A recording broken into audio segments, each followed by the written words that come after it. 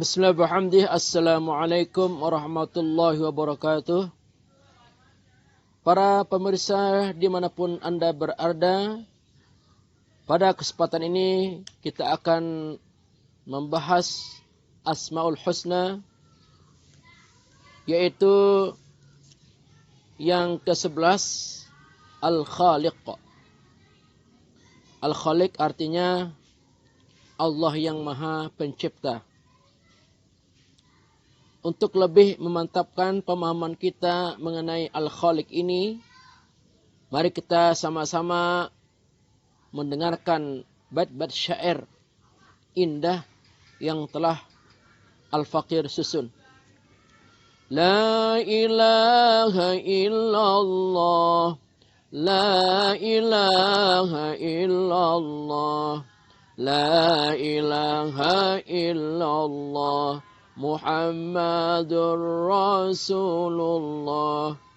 Allah adalah Maha Pencipta segala apa yang ada, langit, bumi serta isinya tercipta sangat sempurna. Allah Ta'ala dalam mencipta tanpa contoh sebelumnya, hanya dengan satu kata saja, kun fayakun, langsung tercipta. Di antara makhluk yang ada, manusia paling istimewa, tercipta sebaik-baiknya dalam segala bentuk dan rupa. Apalagi pada manusia ada akal yang sangat berharga. Gunakanlah pada tempatnya agar hidup jadi bermakna. Juga dalam diri manusia ada hati yang sangat berharga. Isilah dengan iman dan takwa agar hidup tenang bahagia. Mari kita mencoba untuk memahami bait-bait syair indah yang kita telah dengarkan tadi. Allah adalah Maha Pencipta segala apa yang ada, langit, bumi serta isinya tercipta sangat sempurna. Kita bisa melihat dan menyaksikan di alam jagat raya yang luas ini, yang terdiri dari langit, bumi beserta seluruh isinya, tercipta dengan sangat-sangat sempurna tanpa ada cacat sedikit pun.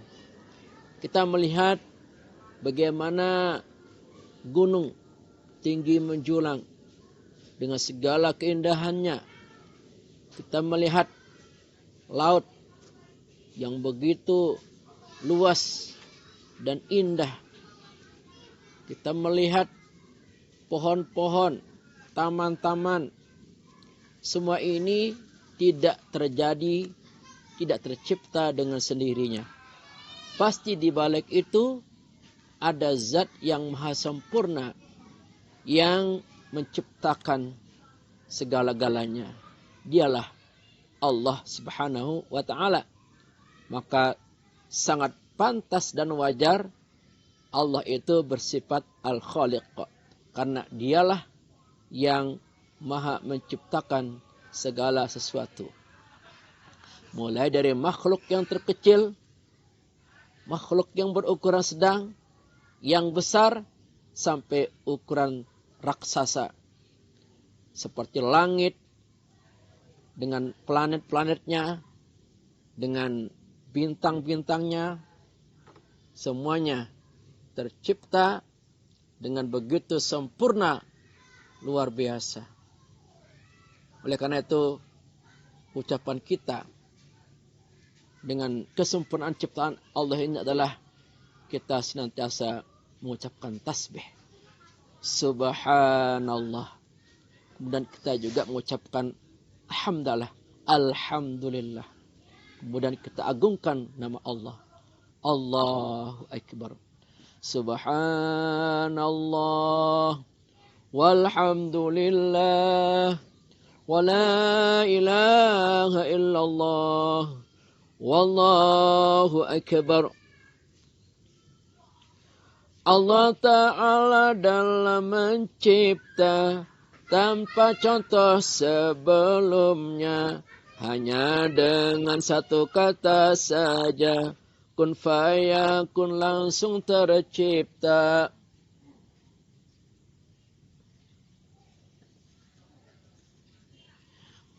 Ketika Allah menciptakan apapun yang Dia kehendaki, semua ciptaannya itu tanpa ada yang memberi contoh, atau tanpa ada contoh yang ada sebelumnya.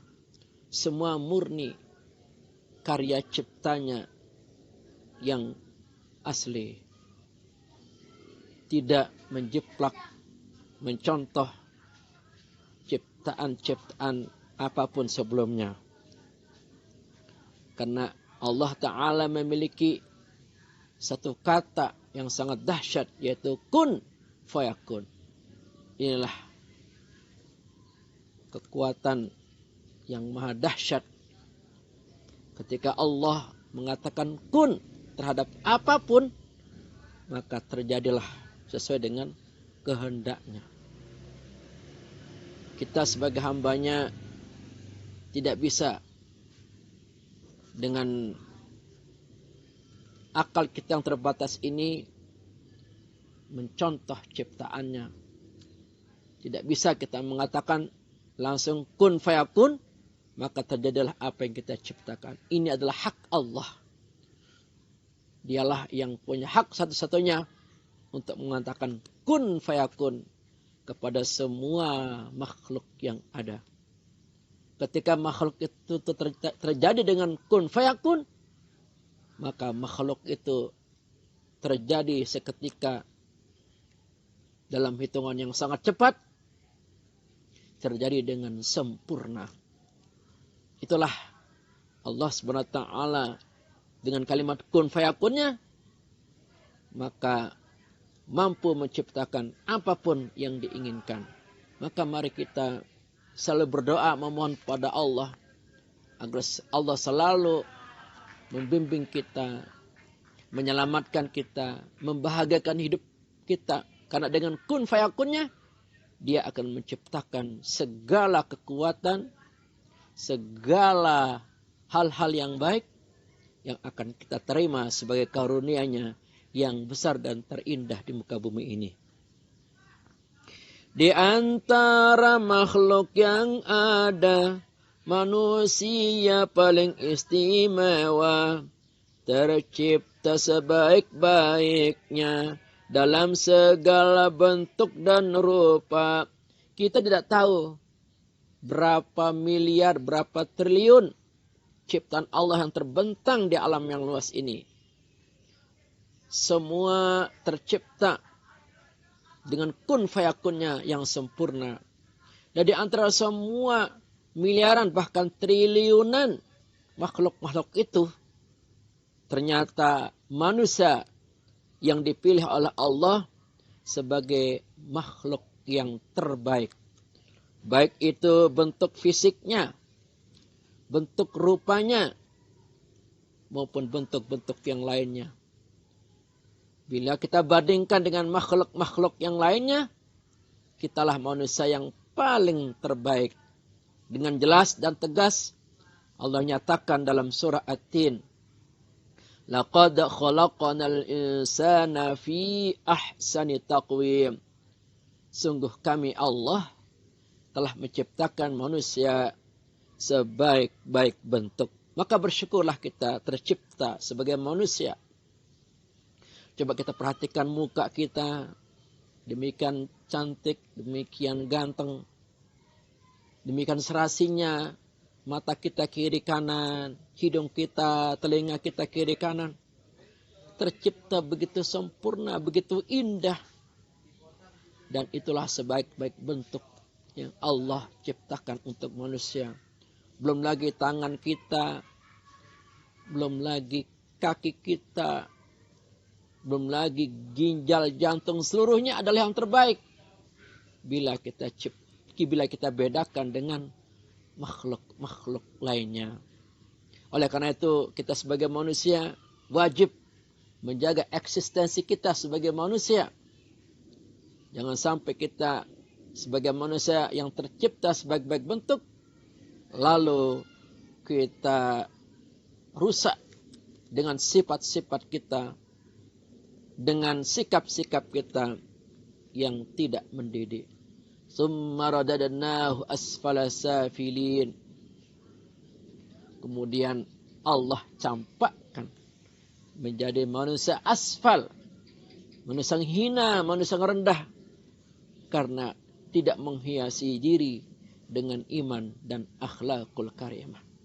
Jadi mari kita jaga eksistensi manusia yang tercipta sebaik bentuknya ini dengan iman dan akhlakul karimah, agar status kita sebagai sebaik-baik bentuk dapat kita pertahankan sampai akhir kehidupan kita. Apalagi pada manusia ada akal yang sangat berharga. Gunakanlah pada tempatnya agar hidup jadi bermakna. Lebih dari itu, di samping Allah menciptakan kita sebagai sebaik-baik bentuk, juga Allah menciptakan kita dengan perangkat yang sangat canggih yang dinamakan dengan akal. Inilah yang membuat manusia itu menjadi tinggi derajatnya dan posisinya di hadapan Allah Subhanahu wa taala. Dengan akal ini manusia sanggup untuk melakukan apa saja, sanggup untuk menciptakan apa saja sesuai dengan keinginannya, sesuai dengan ilmu yang dikuasainya. Maka mari kita didik akal kita dengan ilmu-ilmu yang bermanfaat, dengan ilmu-ilmu yang menunjang kebaikan hidup kita dunia sampai akhirat. Jangan sampai akal kita isi dengan hal-hal yang negatif, dengan pornografi, dengan pikiran-pikiran kotor. Itu semua akan merendahkan posisi kita, derajat kita di hadapan Allah atau di hadapan manusia lainnya. Maka mari kita gunakan akal ini untuk menyempurnakan amal kita, untuk menjaga keutuhan hidup kita sebagai manusia yang sebaik-baik bentuk. Jangan sampai akal ini kita abaikan begitu saja. Agar hidup kita semakin hari semakin bermakna, menunjukkan karya-karya nyata yang sangat bermanfaat bagi sesama manusia. Jangan pernah kita rendahkan diri kita dengan berpikir yang kotor, berpikir yang negatif. Dari pikiran kotor yang negatif ini akan dimunculkan dalam lisan yang kotor. Dari lisan yang kotor ini akan dimunculkan dalam sikap perbuatan. Lalu apa bedanya kita dengan hewan? Kalau kita tidak bisa menjaga sikap kita, maka sungguh kita adalah manusia yang tidak pandai bersyukur. Gunakanlah akal ini agar status kebaikan kita, status kesempurnaan ciptaan yang Allah ciptakan untuk manusia itu betul-betul berada tinggi, melebihi dari makhluk-makhluk yang lainnya. Juga dalam diri manusia ada hati yang sangat berharga. Isilah dengan iman dan taqwa agar hidup tenang bahagia. Di atas akal itu ada lagi yang lebih hebat, yaitu hati. Kalau di akal ini diletakkan ilmu pengetahuan, sedangkan di hati diletakkan rasa iman dan takwa kepada Allah. Ini yang membuat hidup kita menjadi damai, tenang dan bahagia. Sesungguhnya akal yang cerdas, akal yang pintar, harta benda yang kita miliki, jabatan yang kita sandang, gelar-gelar yang panjang, itu semua tidak akan mampu menenangkan hati, menenangkan batin kita. Hanya dengan iman dan takwa yang akan meluluhkan, melembutkan hati kita. Mari kita ketuk pintu hati kita dengan nilai-nilai keislaman. Nilai-nilai spiritual yang telah diajarkan kepada kita. Jangan pernah menganggap enteng ajaran agama kita. Sekecil apapun. Semua ajaran agama itu akan mendongkrak dan meningkatkan rasa iman di hati. Dan akan melahirkan karakter-karakter ketakwaan dalam hati untuk diwujudkan dalam kehidupan sehari-hari. Manakala kita betul-betul melaksanakan ajaran agama itu dengan penuh ketulusan dan sesuai dengan ilmunya. Ajaran agama dari hari ke hari, dari waktu ke waktu yang kita laksanakan ini untuk mendidik hati kita agar hati kita betul-betul terbuka dengan hidayah Allah, dengan rahmat Allah, dengan ridha Allah Subhanahu wa taala. Kalau kita berani meninggalkan ajaran agama kita, maka cepat atau lambat akan menutupi hati kita dari cahaya-cahaya keimanan dan ketakwaan. Lalu di mana nikmat, indah, bahagia serta tenangnya hidup itu? Kalau hati kita tertutup, sempit, tidak ada cahaya iman dan takwa di hati itu, maka demi Allah, hidupnya akan didera dengan berbagai macam rasa gelisah, sempit hatinya, tertekan jiwanya. Walaupun memiliki harta benda 1 miliar, 2 miliar, uangnya tersimpan di bank, kemudian memiliki kendaraan-kendaraan mewah, rumah-rumah yang megah, maka demi Allah, semua itu tidak akan sanggup untuk membahagiakan hati kita. Hanya dengan keimanan dan ketakwaan kepada Allah, dengan melaksanakan semua ajaran-ajaran agama yang telah diwajibkan kepada kita, maka itulah yang akan membahagiakan dan melegakan serta melapangkan hati kita. Inilah hakikat dari Al-Khaliq. Allah menciptakan jasad kita sebaik-baik bentuk. Maka gunakan jasad ini. Kita muliakan jasad kita ini. Jangan sampai jasad kita ini kita rusak dengan sikap kita yang tidak mendidik. Allah juga menciptakan akal kita yang sangat hebat dan sempurna ini. Maka gunakan untuk memikirkan segala hal yang membawa manfaat dan maslahat bagi diri kita maupun diri lain. Maka diri orang lain. Ahli berkata, sesuatu itu terjadi apa yang kita pikirkan. Kalau kita berpikir hal-hal yang bersifat negatif, maka yang akan muncul dalam kehidupan adalah hal-hal yang negatif. Kalau kita pikirkan hal-hal yang positif, maka akan muncul hal-hal yang positif dalam diri manusia. Semua itu tergantung pikirannya. Maka mulai sekarang, bersihkanlah pikiran-pikiran negatif itu. Itu adalah racun dalam akal kita. Yang membuat akal kita menjadi tumpul. Yang membuat akal kita menjadi rusak. Apabila kita berpikir tentang hal-hal yang negatif. Maka bantulah dengan banyak beristighfar, memohon ampun kepada Allah. Banyaklah introspeksi diri. Sering mendengarkan kajian-kajian ilmu agama. Sering membaca ilmu-ilmu agama. Sehingga akal itu akan terdidik dengan kecerdasannya untuk berpikir hal-hal yang dapat memajukan, mengembangkan potensi-potensi yang dimiliki, sehingga akan melahirkan karya-karya yang luar biasa, yang monumental untuk generasi berikutnya. Kemudian di atas akal itu Allah juga ciptakan hati. Hati sanubari. Ini adalah perangkat rohani yang mesti kita naikkan ke langit dengan kalimat-kalimat suci, dengan istighfar, taubat, dengan bersujud, dengan berdoa yang khusyuk. Inilah cara kita mengetuk pintu hati kita agar senantiasa selalu basah dengan rasa iman dan takwa dalam hati kita. Apalah artinya kita hidup di muka bumi ini, walaupun kita berumur 1000, 2000, 3000, 10.000 tahun, kalau hati kita tidak memiliki iman.